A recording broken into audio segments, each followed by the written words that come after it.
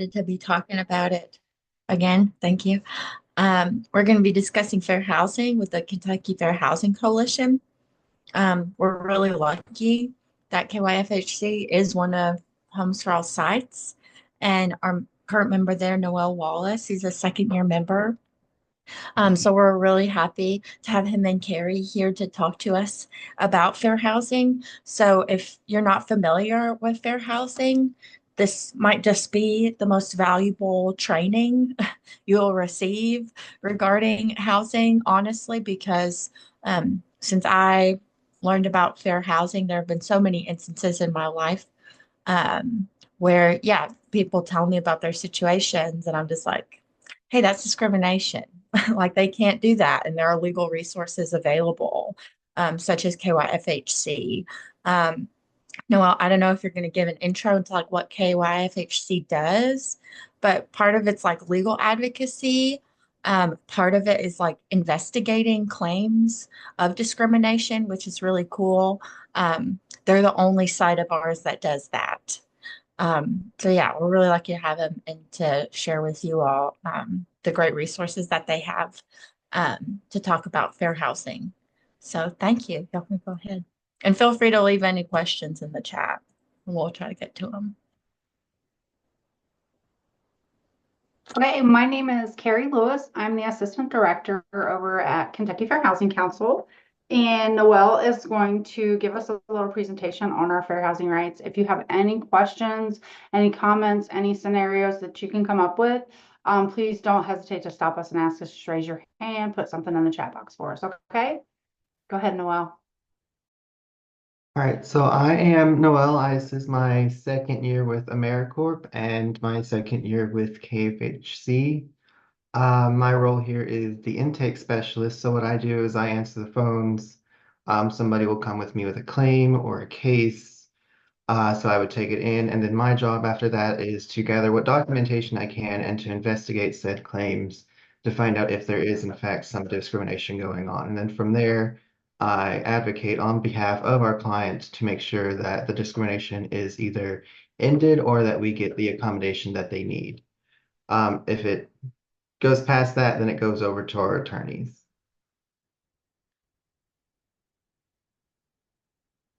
So here at Kentucky Fair Housing, we are a nonprofit civil rights organization that is dedicated to eradicating discrimination in housing. That also includes loans, dorms, trailers, things like that. It's not just like apartments only. Let's see. We are a private nonprofit, obviously. So we're not like the government stuff. We get a lot of people who call and be like, oh, you're the government. So we're not the government. Uh, we're just a nonprofit. So that's, I'm sorry, I'm so anxious. But You're you're all right, Noel. Take it easy. all right. So we do serve the entire state of Kentucky, and we're the only office in Kentucky. Um, as I said, we investigate claims of housing discrimination. We are free legal representation and advocacy. Carrie is in charge of our testing. So if someone comes to us and says, oh, this site is discriminating because of this, or they're not accessible because of that, Carrie will send out individuals to test that site to see if they are in fact discriminating, or we ourselves will go out to see if it is in fact up to standards to accessibility. Let me just change that real quick. All right, there we go. Carrie is also in charge of our training, and she also plans our outreach. Annie as well also plans our outreaches, so we'll go to locations to talk about fair housing. We do quite a few seating events, I believe. I think we have a certain number that we're supposed to do every grant period, I think. All right, so what is fair housing?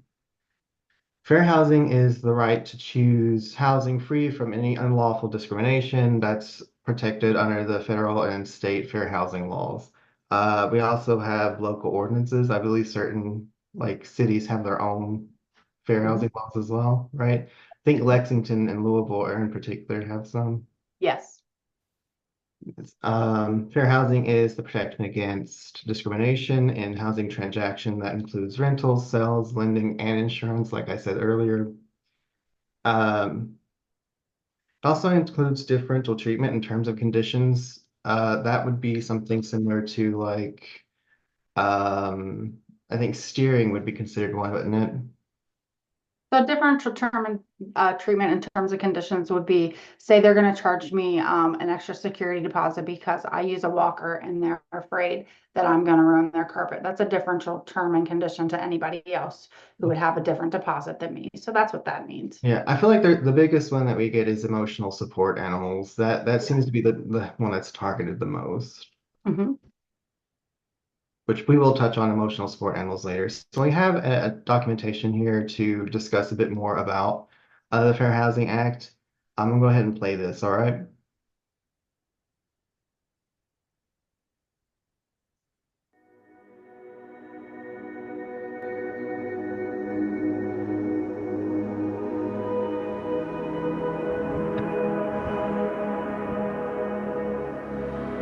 Few in the nation believe that fair housing would in our time become the unchallenged law of this land. And indeed, this bill has had a long and stormy trip.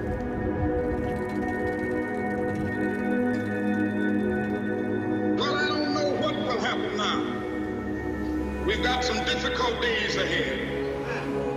Like anybody, I would like to live a long life. Longevity has its place. But I'm not concerned about that now.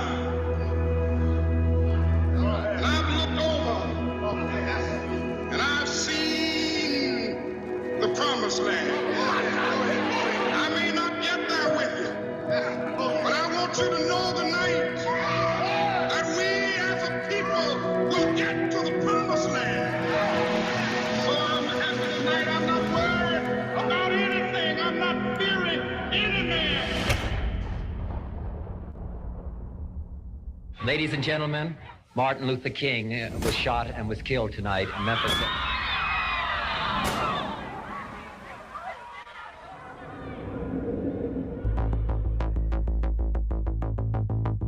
The death of the prophet of nonviolence set off the worst outbreak of arson, looting, and criminal activity in the nation's history. Washington's ghettos burned within a few blocks of the nation's capital. The life of a man who symbolized the freedom and faith of America has been taken. And no words of mine can fill the void of the eloquent voice that has been stilled. But this I do believe deeply. The dream of Dr. Martin Luther King Jr. has not died with him. President Johnson was willing to speak up and say, we have to pass a fair housing bill. Hello, Mr. President? Yes, Dick. We're in trouble. We need some help. Yes? I'm afraid of that. Federal troops, for the first time since the Civil War, took up positions to guard government buildings. Nothing's probably touchier than your own neighborhood and your own home or your own apartment. The administration, which supported the bill, said this has no chance. The other stuff is okay, but this will kill any politician that touches it. Well, I just could not live beside them. I don't feel that they should be oppressed. But I moved here because it was a white community. I have 2 daughters and 2 sons. And if there's too many colored people around here, I definitely will get out. I think that, well, the property values will immediately go down if they're allowed to move in here in any number.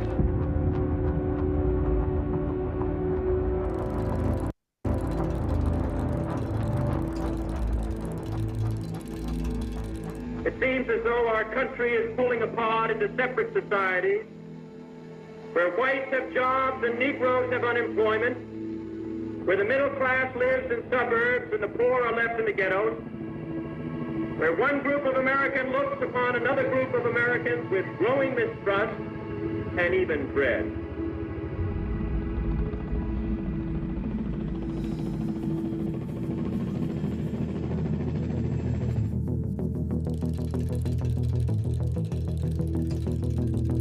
Then the bill went over into the House Rules Committee, and under the chairmanship of the famous Judge Smith, a right-wing segregationist from Virginia, he wouldn't hold hearings on it. He would take the bill home so nobody could act on it. And we were running out of time. Thousands flowed through the rainy streets of Memphis this day, finishing a march that Dr. King planned to lead in support of striking garbage workers. How many men must die before we can really have a free and true and peaceful society?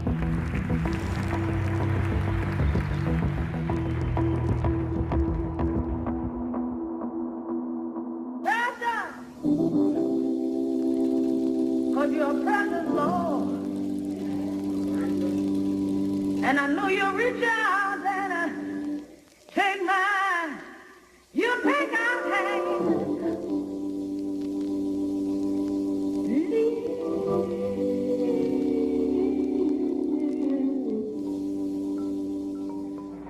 The death of Martin Luther King is a tragic thing, but no legislation should be passed as a memorial to anyone. In spite of the riots, I am going to support this legislation with all the vigor that I possess. The laws that we pass up here are for all time. The Martin Luther Kings come and go. The public reaction to this horror gave the sensible members of the committee a compelling argument that the House Rules Committee had to report that bill out. And I think that's how we got our bill. They just didn't dare bottle it up any longer. And I have a dream that one day Negroes will be able to buy a house anywhere that their money will carry them. At long last this afternoon, fair housing for all is now a part of the American way of life. Democracy's work is being done, and the bell of freedom rings out a little louder. We have come some of the way, not near all of it. Fight still goes on because we unfortunately have the laws, but we don't have the enforcement. That we have changed, but we still have the same kinds of discrimination. The U.S. Commission on Civil Rights said today that efforts by federal agencies to end housing discrimination have been generally superficial or incomplete. President Carter has ordered federal agencies to use all means possible to strengthen fair housing programs. For the first time, people with disabilities and families with children will be protected from housing discrimination. President Reagan signed legislation today designed to toughen up the nation's fair housing laws. Why did you take part in this demonstration today? Just because there was a huge crowd, or did you have any personal reason? Well, I took part in this march today because of Martin Luther King and what he stood for, because this march is what he died for. You know what he stood for? Yes. He stood for nonviolence and peace for all men of all kinds. And I think if he died for it, I could carry out what he started.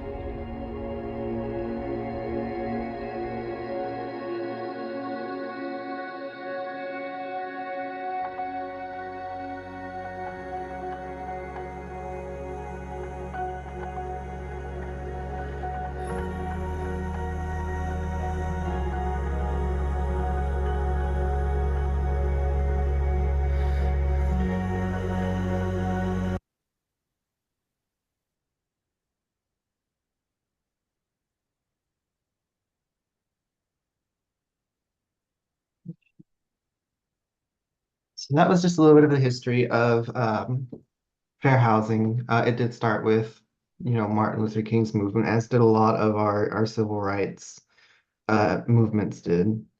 But we're going to move on to the protected classes. So the protected classes under the Fair Housing Act are race, color, national origin, religion, familial status, disability, and sex, which also includes sexual orientation and gender.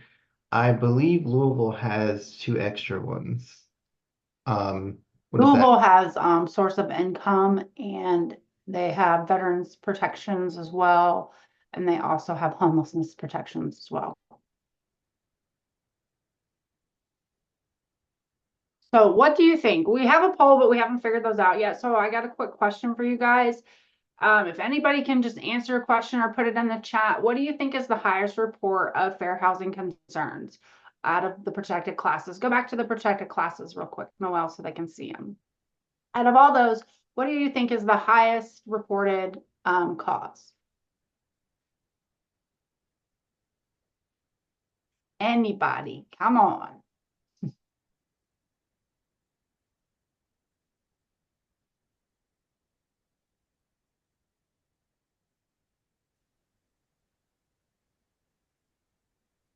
There you go. Disability. You're correct, Valerie.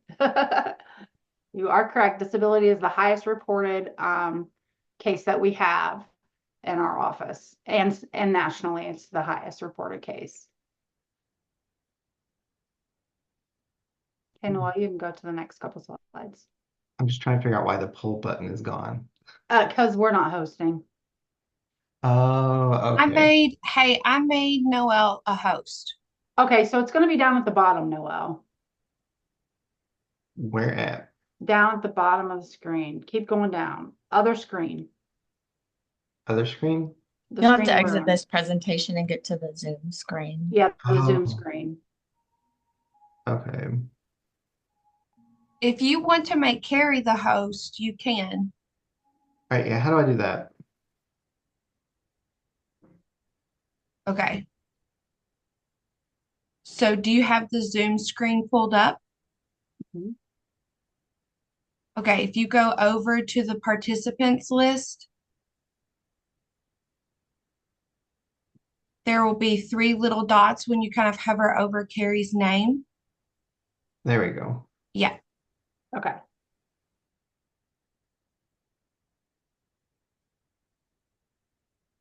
Got it. Your host, Carrie. Okay. So you're still sharing your screen though, right? I believe so. Okay. Can everyone still see it? I can still see the presentation.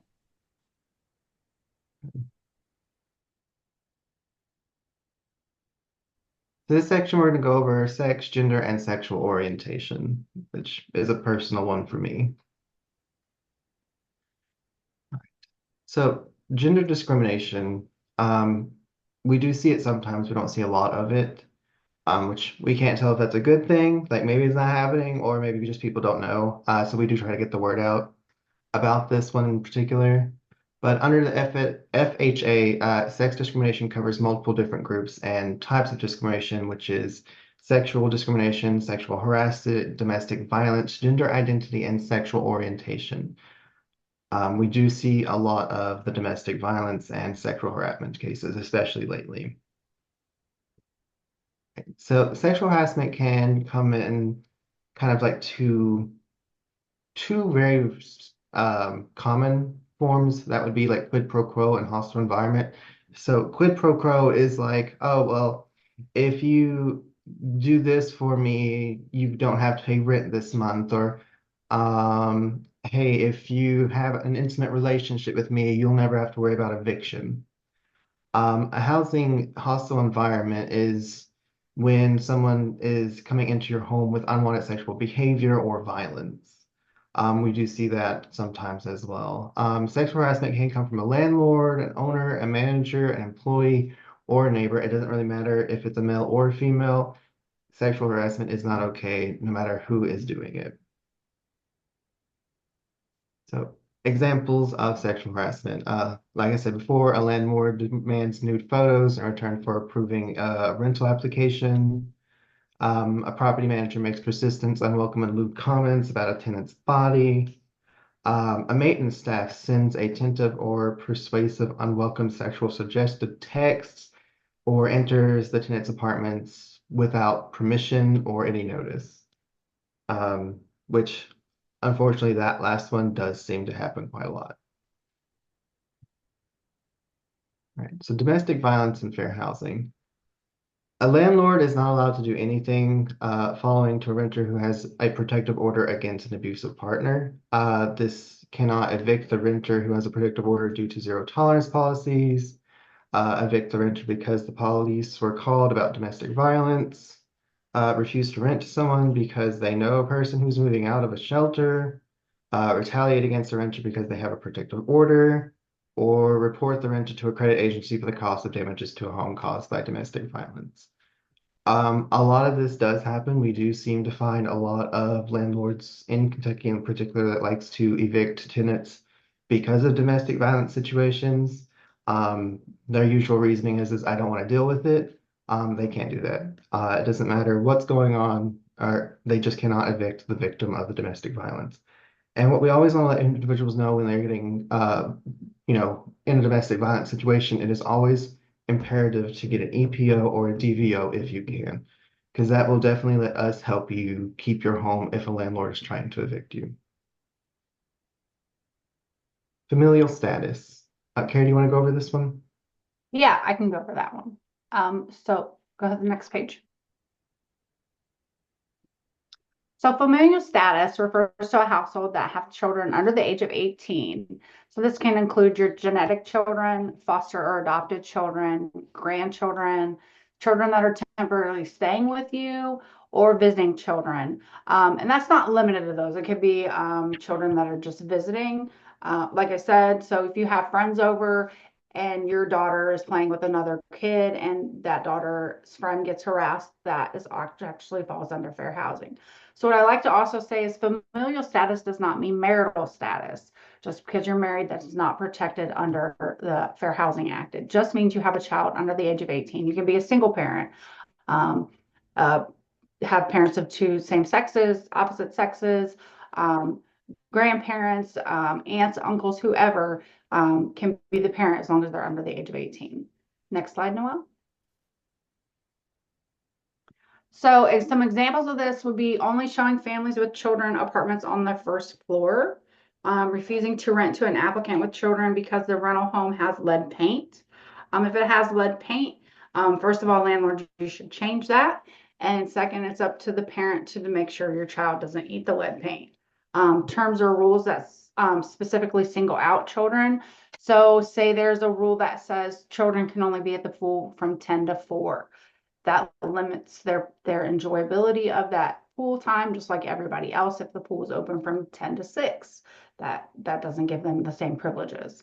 And then advertising that children are not allowed. This is an actual advertisement that was posted that we found on a website. So don't post no small children allowed, or they can't say adults only, things like that. That's familial status.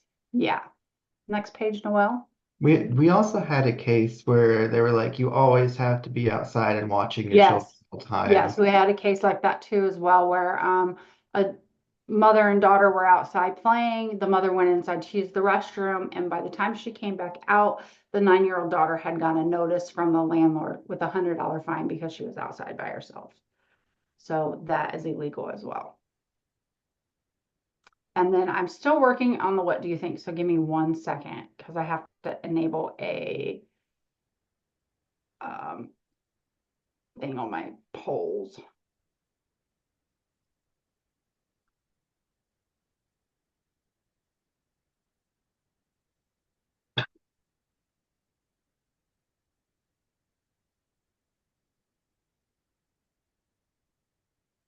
Let me just read you the survey real quick. So this question is, which of the following housing practices is most likely a violation of the Fair Housing Act based on familial status?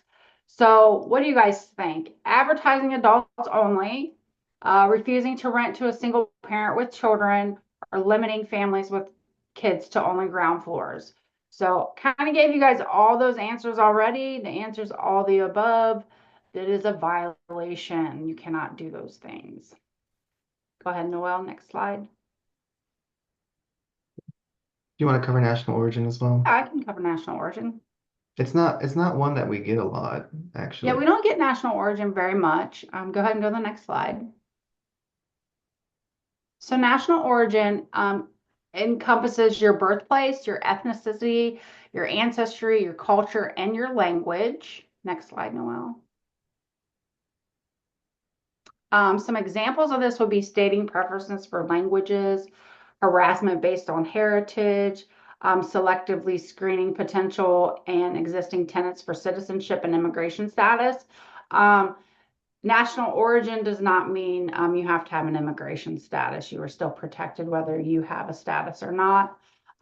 Refusing to rent to refugees, steering prospective buyers or renters to or away from certain neighborhoods because of their ancestry, and failing to provide the same level of service or housing amenities because a tenant was born from another country. So we want to be cognizant of all those as well. Next slide, Noel.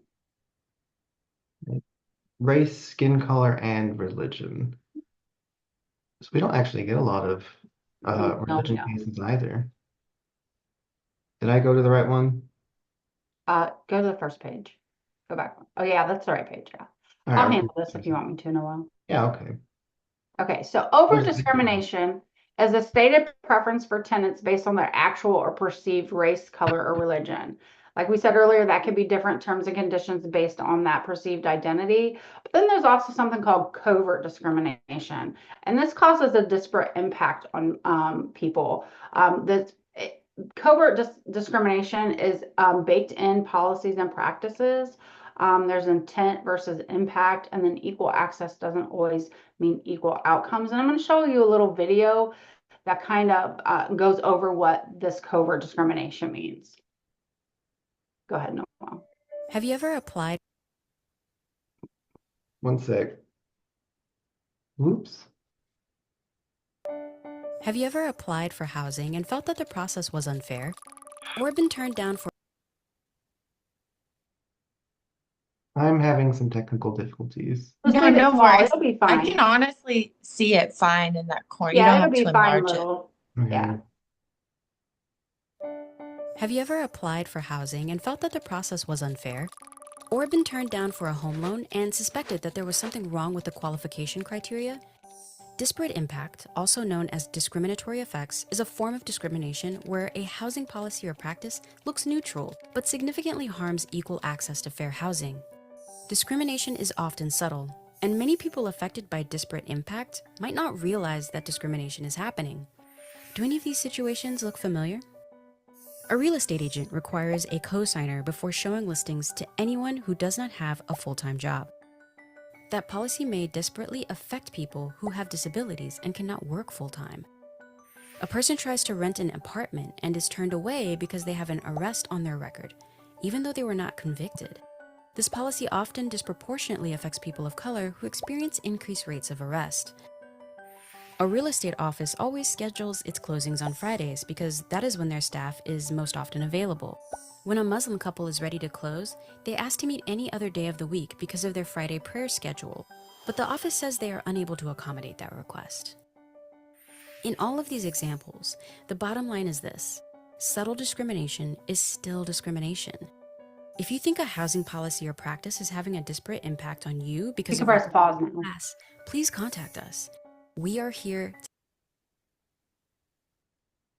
So this next screen, we're going to show you the redlining map. And I did see someone had mentioned the redlining earlier. So this is the redlining map of Lexington. So as you can see, there's the red neighborhoods, which is your lower, your poorer communities. And then it goes up to your yellow, which is a little bit better. And then it moves to your blue, and then your green is your white neighborhoods. So if you took over, put an overlay of the banking system over this map, it is going to be all the banks are going to be in those green areas, blue areas, and then there's going to be very few in those yellow and reds to give less opportunities to those people in those communities. And unfortunately today, the map today looks very similar to what it did back in the 60s. Next slide, Noel. Next after this one? No, you can do religion. Oh, okay. So we actually don't get a lot of religion cases. I believe in my time here, I've only gotten one. You would think we'd get a lot more than that, given that we are in Kentucky, but we don't really actually get that many.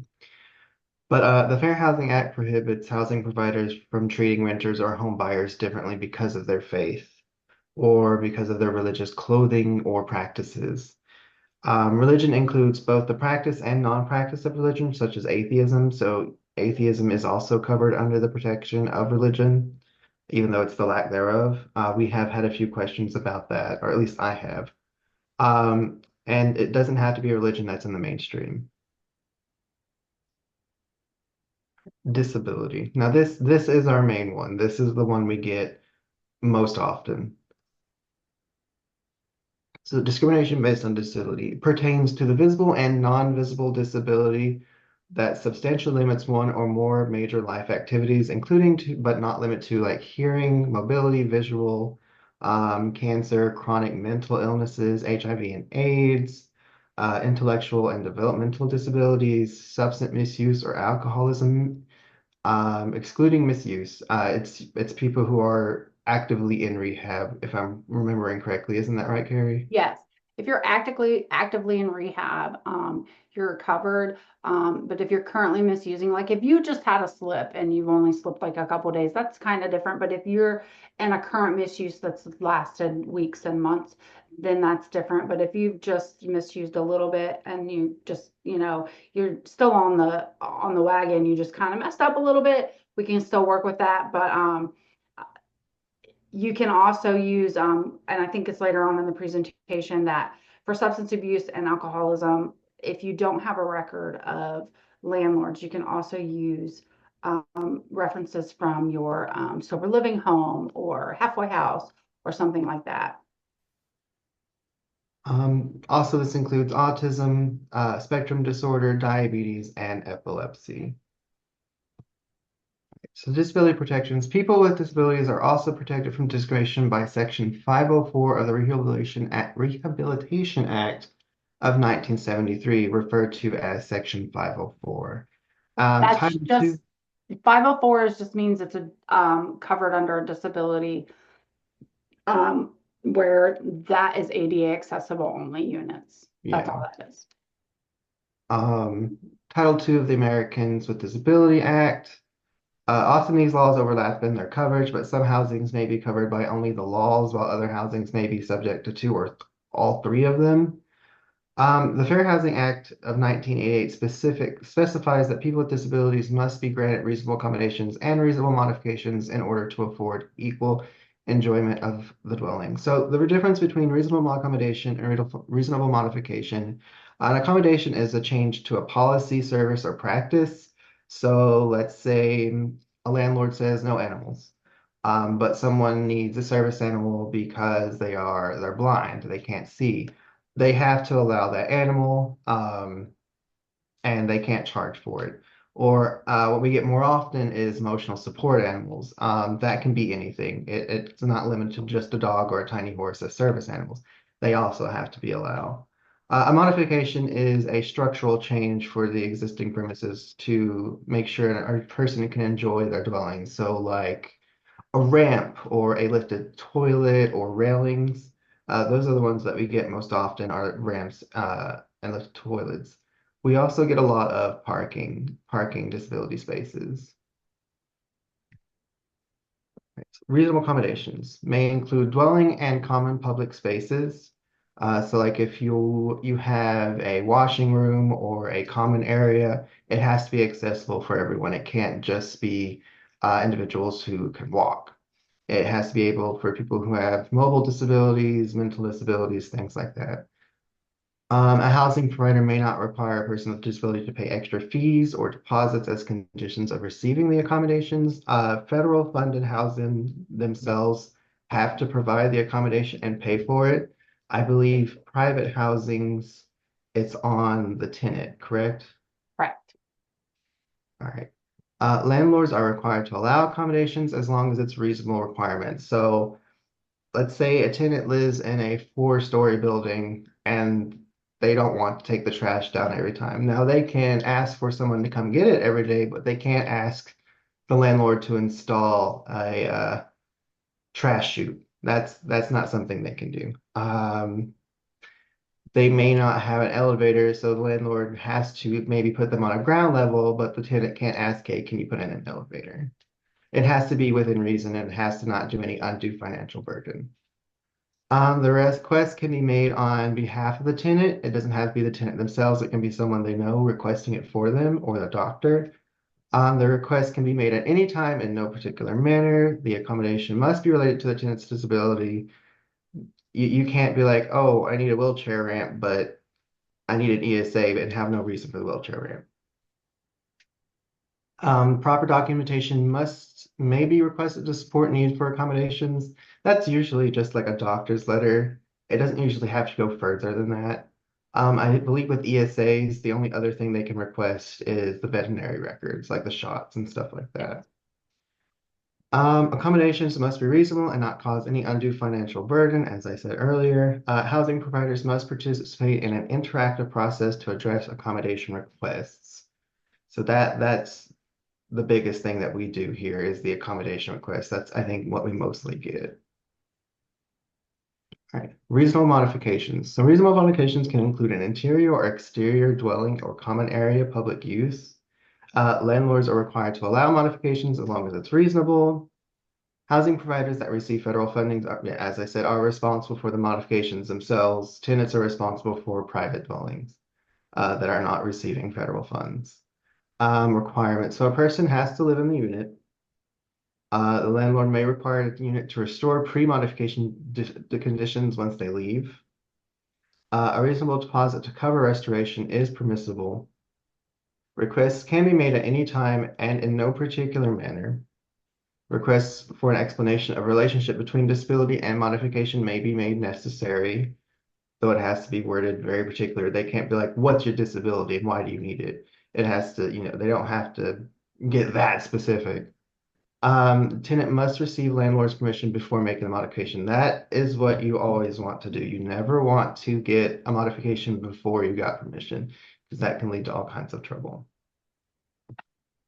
I do have a question before the next one. So the accommodations versus modifications.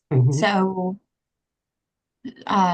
clarify again, which is public versus private, like so requesting a reasonable accommodation. Can you do that public or private housing, but not modification? Or you can So request you modification, can- but it's on you to pay. You can do both, private and federally funded. But on federally funded, on modifications, it's covered by, the landlord. But on private, it all falls on the tenant to get it done, to pay for it, and all of that. But both can request accommodations. Yes, both can request an accommodations, and it has to be allowed by both. It can't be denied by either or. Beautiful.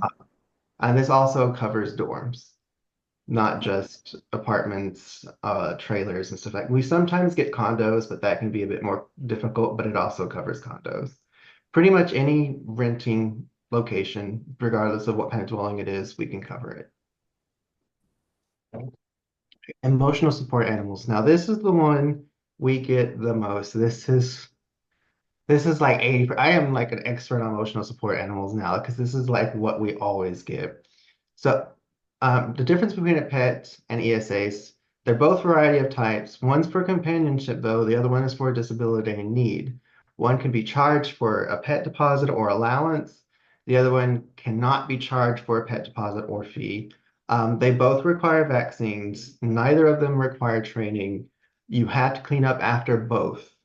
Your dog can't just poop in the grass and you have to leave it there. You have to pick it up. They can charge you out the butt for that.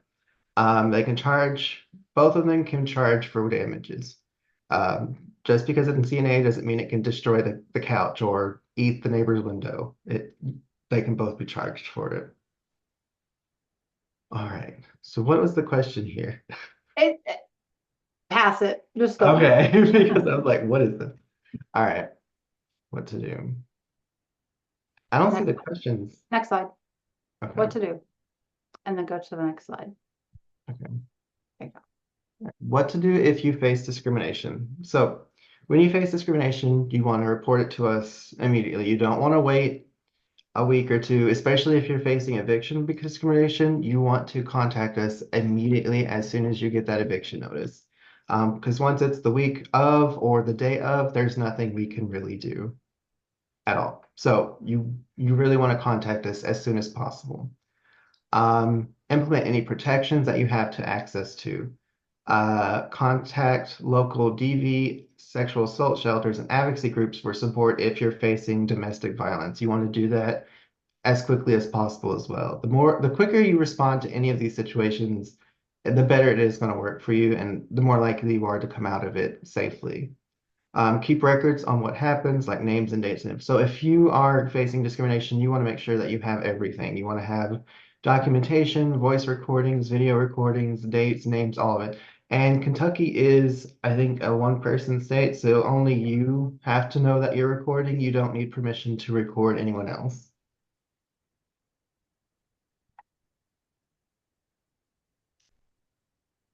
Is this, are we at the end already? Yeah.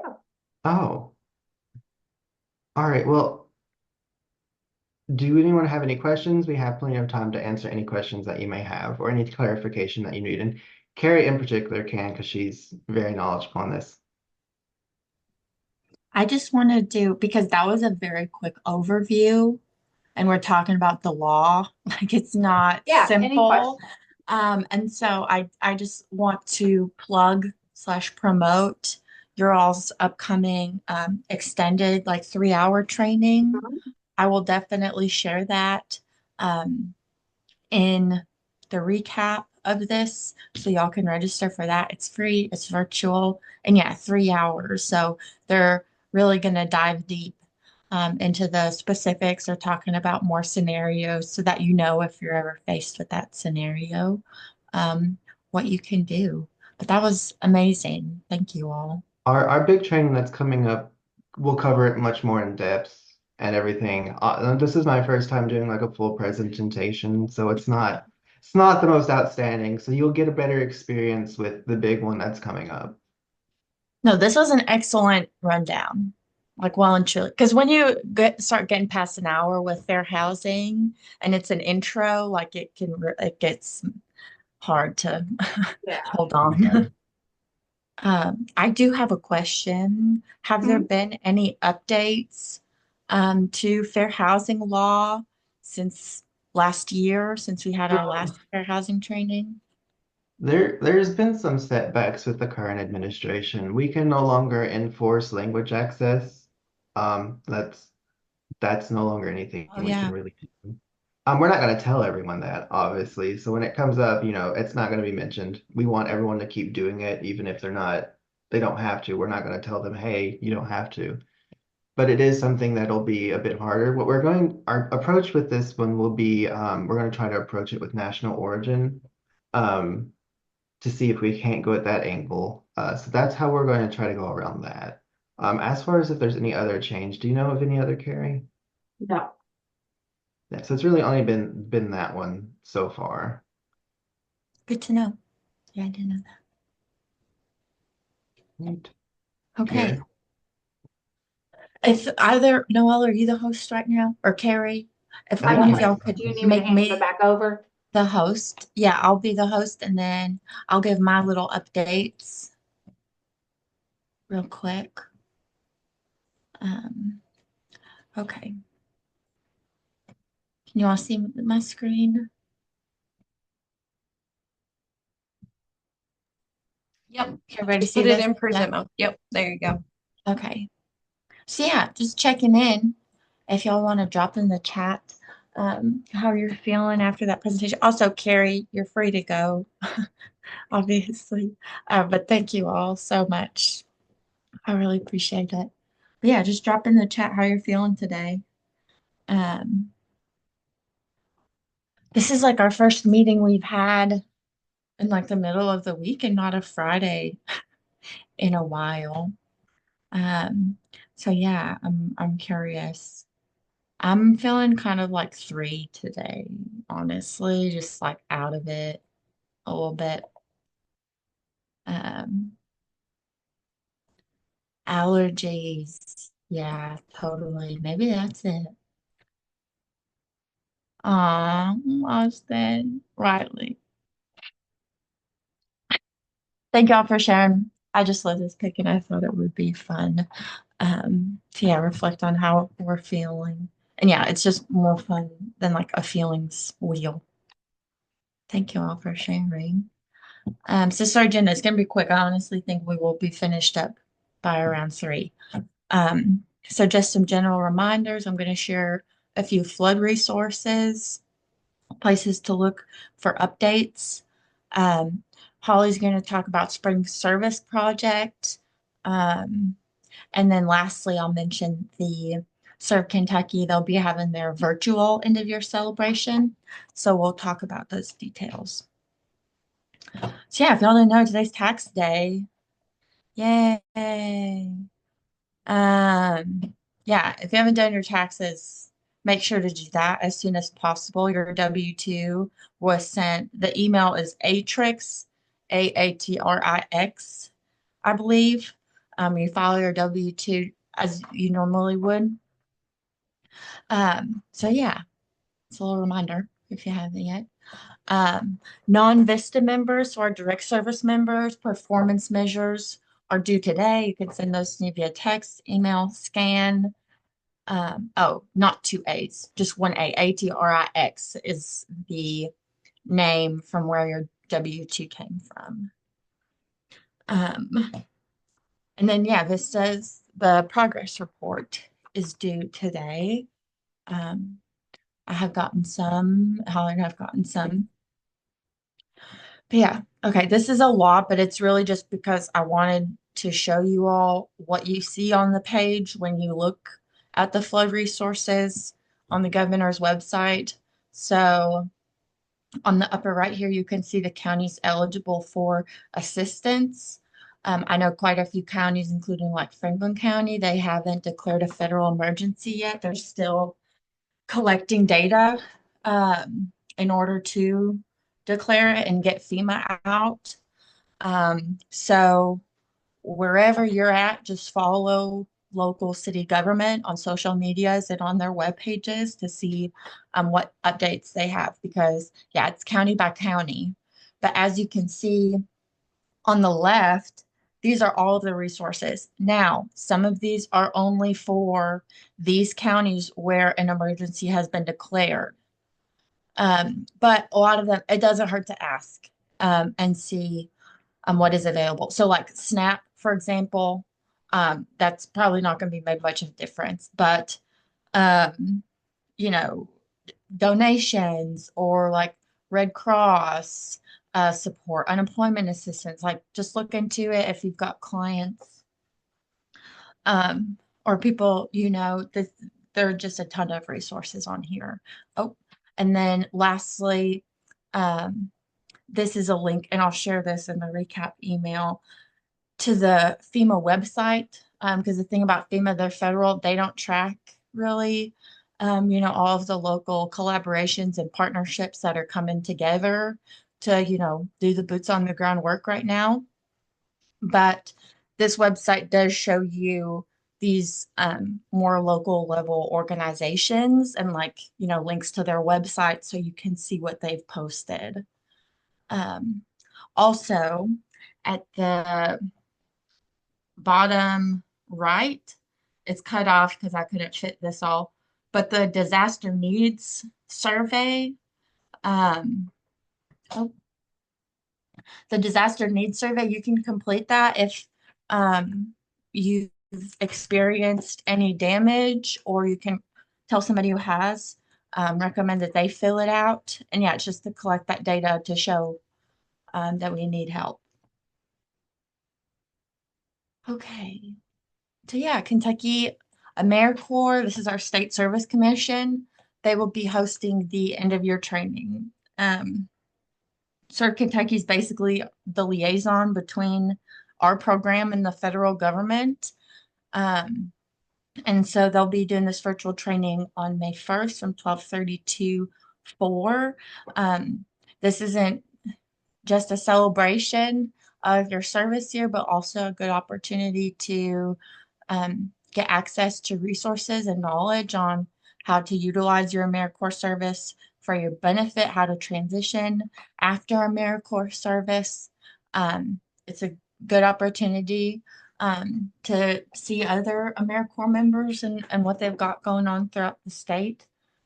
So yeah, whenever that registration is sent out, yeah, I'll be sure to forward it to you all. I just want to hop in here really quick. Yeah. Yes, Lola, it will be super easy to access. It will be through Zoom. So it'll be very user friendly. I'm glad that they do it kind of in a 3.5 hour training. I will say, please go ahead and mark this on your calendars. That's why we're talking about it now. It's an expectation that members participate. And lastly, I will say this is a completely different training than our in-person end-of-year training that we will also host in July. But this is a really good time. Like I said, it's going to have different sessions than what we will be doing when we're all in person together towards the end of the year.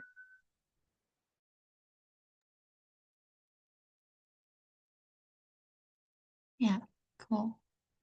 And sort of going along with that, I just wanted to put this out there that if you haven't started thinking about life after AmeriCorps, if you haven't talked to Holly or I or your site supervisor, actually all of us, about intentions to return, if you do intend to return, now's the time to start thinking about that.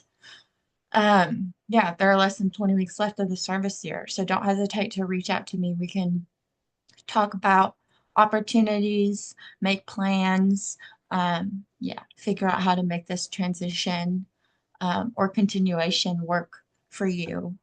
So do not hesitate to reach out. It's my job. That's what I care about, is supporting you all and making you feel confident and successful. Okay, Holly, you can take this one away. Okay. Yeah, so we are switching gears. I'm sure all of you got that group message that I sent out yesterday. So one of the things about AmeriCorps is sometimes we have to pivot and do and move to where we're needed within our communities. I'm very sorry to say that the Paducah project is canceled in May. However, we are stepping in to help the South Frankfort community that was really hit hard. It was the Kentucky River hasn't been that high since 1978. So a lot of areas that, wouldn't necessarily, as within the flooding in 22, a lot of areas that you wouldn't necessarily think would be touched by water were. So we are using just this few minutes to talk a little bit about the Frankfurt project. So I know it's a quick turnaround. We understand if you have other obligations that would make it to where you wouldn't be able to join us. Again, we understand, but we are pivoting to be there for a Frankfurt community. The Frankfurt community, it really is just kind of all hands on deck. There's not like a local organization in the area that's kind of handling or helping out with the process through this natural disaster. So that's why it's happening pretty quickly, and that's why I don't necessarily know what we are going to be doing on Friday. It really is case by case. We are going to be put where we are needed. I will say today I've been talking back and forth with like their volunteer coordinator. She used to work here at HHCK. And so she's kind of stepped into that role as someone who lives in South Frankfort. So some of the ideas that have been discussed with me for our group is doing some heavy lifting. We may be picking up sandbags and getting them off of the street. So they were using sandbags to kind of hold off some of that water. Those are needing to be moved. That is an option for our group. She's also talked to me about needing volunteers at the distribution location in South Frankfurt. So there used to be the go-to grocery store in South Frankfurt is Pick Pack. And so they're using that as a cleaning distribution site for families to come and pick up items that they need to help with their cleanups and things like that. We may be there. We also may be distributing food. Again, it's changing day by day right now. But by Thursday, she will have something nailed down for us. I just unfortunately don't know what that is right this second. But for those of you that have responded to let me know either way, I really appreciate it. Again, we know that this was a really quick turnaround and things happen really fast, but this is something that I feel like our program has been called to do. And that's what we're going to do. But if you told me that you were going to be with us, please expect a smaller group message, text message to be sent out on Thursday. So we're just kind of on standby right now. We do know it will likely be like a day's worth of work. But once I get the logistics nailed down, I will have all of that sent to our group that's going to be with us. Sorry, let me check the chat before we move on.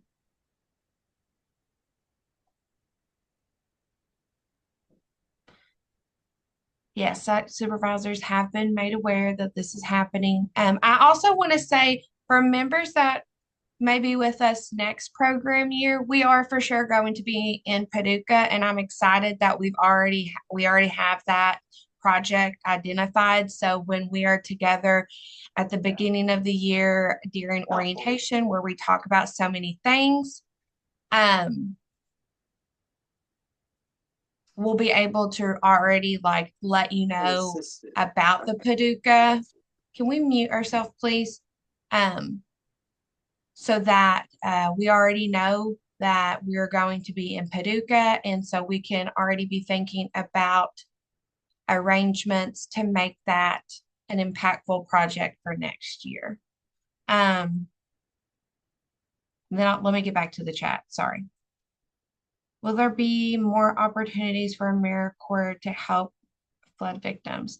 I have been asked that question, and I appreciate you asking that question too, for the whole group. Hopefully when we're there on Friday, we can kind of get a better idea of what like long-term needs are going to be.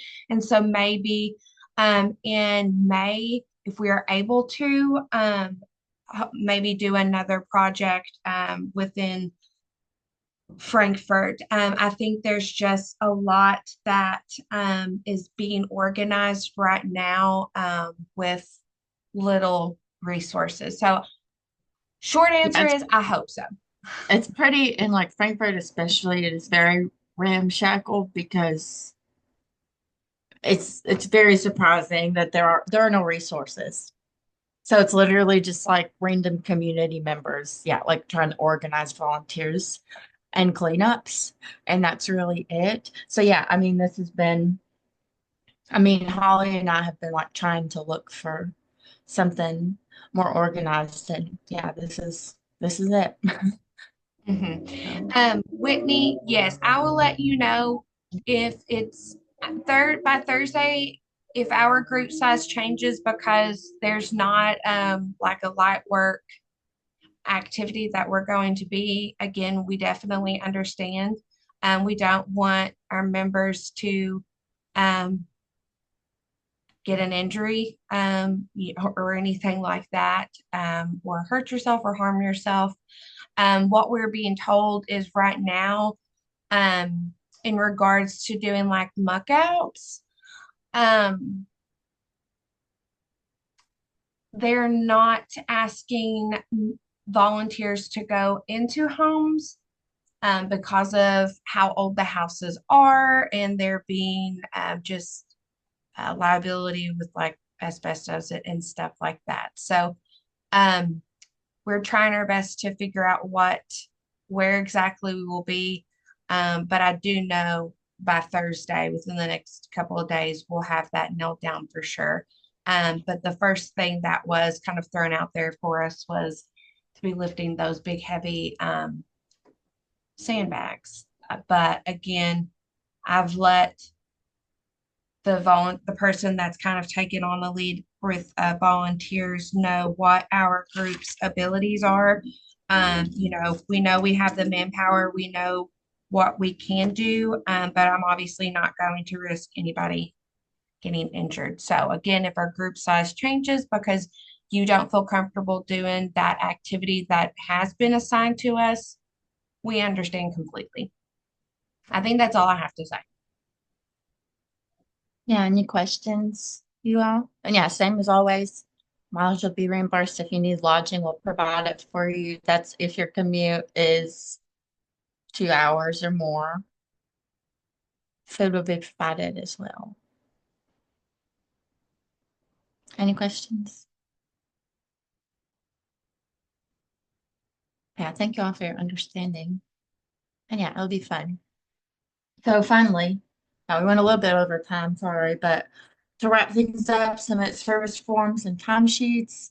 Today, timesheet from last week is due yesterday.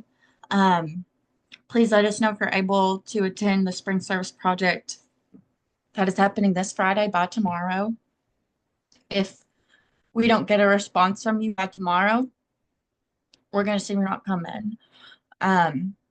Lastly, put it on your calendar. So Kentucky's having their end of year. It's virtual, so we expect y'all to attend on May 1st, and the registration will be shared soon. That time was 12:30 to 4, I believe. And lastly, May is Mental Health Awareness Month.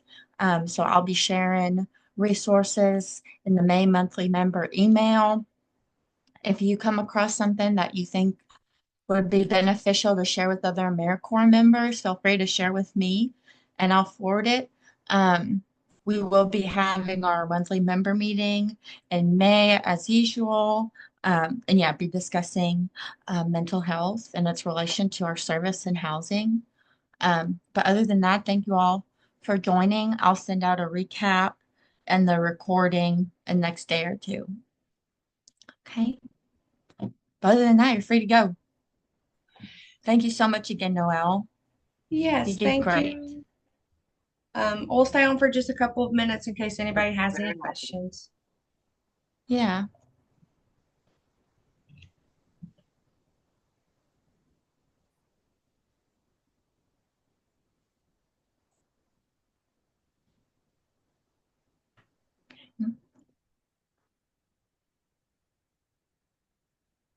I will also share Noelle, I'll ask you all for that presentation. I'll include y'all's contact info in the recap email as well. So Yeah, we members can know send it. how to get in touch. Thank you.